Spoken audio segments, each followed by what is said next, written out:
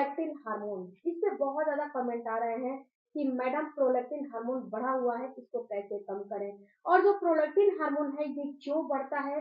इसके पीछे का रीज़न क्या है? और इस ये प्रोलैक्टिन हार्मोन बढ़ने के लक्षण क्या होते हैं? और ये प्रोलैक्टिन हार्मोन किन महिलाओं में बढ़ने चाहिए? आज के वीडियो में सारा टॉपिक को मैं कवर करने वाली हूँ, तो वीडियो को प्लीज़ शुरू से लेकर लास्ट तक देखिएगा, जो कि आपके लिए बहुत ही फ़ायदेमंद साबित होने वाला है।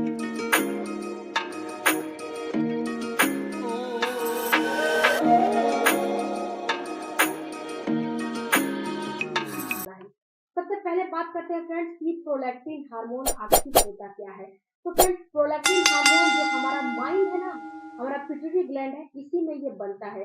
ये माइंड के अंत में भी बनता है। जब एक महिला बच्चे को डिलीवर कर देती है, तो उस समय उसका प्रोलैक्टिन बिल्कुल हाई होता है। ये प्रोलैक्टिन हार्मोन इसीलिए बनता है जो कि आपके ब्रेस्ट में मिल्क प्रोड्यूस कर पाए, यानी कि दूध बना सके। इसीलिए ये प्रोलैक्टिन हार्मोन बनता है।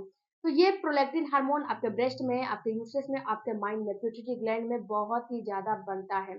तो यहाँ पे फ्रेंड्स ये प्रोलैक्टिन हार्मोन तो आपको पता चल गया कि ये कैसे बनता है, क्यों होता है। अब बात करते हैं फ्रेंड्स कि इसके लक्षण क्या होते हैं।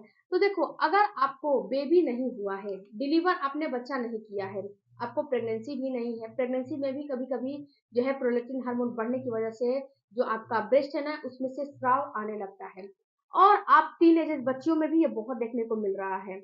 अगर आपके ब्रेस्ट से स्राव आ रहा है, आपका हल्का-फुल्का मिल्क जैसा आ रहा है, पानी जैसा आ रहा है, तो इसका मतलब है कि आपका कहीं तो फ्रेंड्स आपके ब्रेस्ट से हल्का-फुल्का डिस्चार्ज आने लगता है, स्राव आने लगता है, जबकि आप बच्चे को दूध भी नहीं पिलाते हो, फिर भी ये आने लगता है।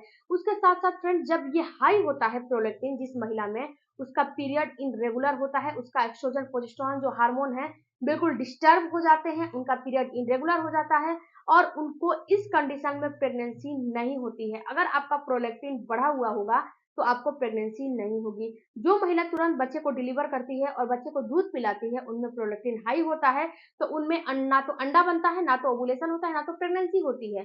तो अगर आप में भी ये कंडीशन है, प्रोलैक्टिन बना हुआ है, तो आपको कभी भी ना अंडा बनेगा, ना ओव्यूलेशन होगा, ना प्रेगनेंसी होगी। जब ये प्रोलैक्टिन हार्मोन बढ़ता क्यों है? किस रीज़न की वजह से? क्या आप जो है अपने दिनचर्या में गड़बड़ी करते हो जिससे कि आपका ये प्रोलैक्टिन हार्मोन बढ़ जाता है? तो सबसे पहले फ्रेंड्स अगर आप स्ट्रेस बहुत ज़्यादा लेते हो, अगर आपका स्ट्रेस लेवल हाई है, तो आप में प्रोलैक्टिन बढ़ जाएगा। अगर आपका थायराइड बहुत हाई लेवल पे है, हाइपोथायराइड है, तो भी आपका जो है प्रोलैक्टिन बढ़ जाता है।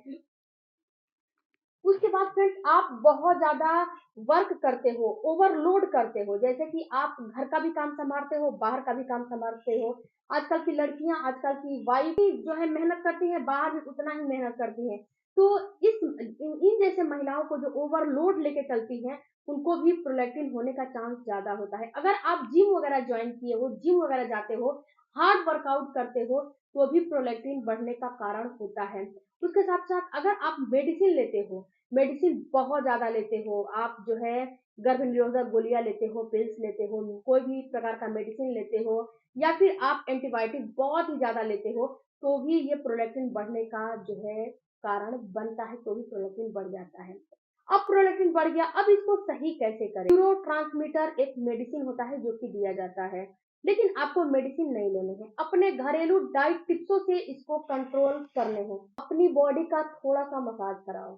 फुट मसाज ज़्यादा से ज़्यादा करो, जो आपका पैरों का मसाज होता है ना, तिल का तेल ले लो या फिर अरंडी का तेल ले लो, मस्टर्ड ऑयल ले लो, उसको हल्का-सा गरम करके अपने पैरों के तलों का मसाज करोगे तो इससे भी जो है ये प्रोलैक्टिन कम होने का चांस होता है। उसके बाद जिस फूड में जिंक ज़्यादा होता है, मैं इंस्टाग्राम पे हर एक चीज़ का जो चीज़ जैसे कि आपको मैग्नीशियम युक्त फूड का मैं वहाँ पे लगाती हूँ, उसके बाद आप जिंक युक्त फूड का मैं लगाती हूँ। जैसे कि जो फूड जैसे कि मैंने बताया जिंक युक्त फूड लेना है, तो आपको नहीं पता है कि जिंक युक्त फूड क्या होता है, तो इंस्टाग्राम पे जाओ, वहाँ पे मैं आपको एक जो है पोस्ट लगाती हूँ, जो है उसमें मैं बताती हूँ कि कौन-कौन सा फूड कौन-कौन सी कैटेगरी में आते हैं। तो जिंक युक्त रिच फूड आपको लेने हैं और विटामिन ई आपको मिल जाएँगे, सनफ्लावर सीड्स में आपको मिलेंगे, मछलियों में मिलेंगे, इसके बाद आपको अखरोट में मिलेंगे, ये सारे चीज़ में विटामिन ई। बाद बी6 लेने हैं, बी6 रिच युक्त फूड आपको लेने हैं। तो ये सारे जब चीज लोगे, इससे आपका प्रोलैक्टिन कम हो जाएगा। इसके साथ साथ आपको स्ट्रेस फ्री भी रहने हैं, आपको बहुत ही ज्यादा स्ट्रेस नहीं लेने हैं।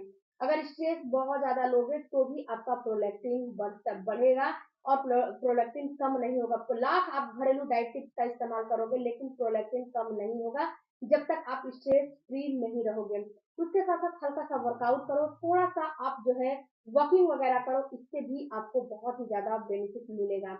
उसके बाद फ्रेंड्स आप एक और काम करोगे, जो चेस्ट बेरी होती है ना, मैं इस वीडियो में लिंक लगा दूँगी। चेस्ट बेरी का आप इस्तेमाल करो, इससे आपका 2 से 3 महीना में डेली का डेली चेस्ट बेरी लोगे, तो इससे प्रोजेस्टेरॉन हार्मोन आपका बढ़ेगा और ये जो प्रोलैक्टिन है ये कम हो जाएगा। तो चेस्ट बेरी का इस्तेमाल करें। चेस्ट बेरी आप लेकर आओ और पानी बॉयल करो, उसमें डाल दो 1 चम्मच और डाल के उस पानी को पी लो। यही चेस्टबेरी को बनाने का जो है एक फार्मूला होता है। जब ये फ्रेंड्स प्रोलैक्टिन बढ़ता है तो ओवुलेशन नहीं होता है, अंडा भी नहीं बनता है। तो प्रोलैक्टिन को बढ़ना नहीं देने चाहिए और ये कम करना काफी जरूरी है। प्रोलैक्टिन हार्मोन काफी खतरनाक हार्मोन होता है। यानी कि जो महिला प्रेगनेंसी कंसीव की है या फिर जो बच्चे को डिलीवर कर दी है, उसके लिए तो ये काफी जरूरी है। लेकिन जो महिला प्रेगनेंसी के लिए ट्राई कर रही है, उस महिला में प्रोलैक्टिन जब बढ़ता है तो ये खतरनाक साबित होता है। तो छोटी छोटी टिप्सों को जब फॉलो करोगे तो ये प्रोलैक्टिन धीरे धीरे कम हो जाएगा और आपका प्रोलैक्टिन भी खत्म हो जाएगा और प्रेगनेंसी भी हो जाएगी। अगर वीडियो अच्छा लगे तो चैनल को जरूर सपोर्ट कीजिएगा।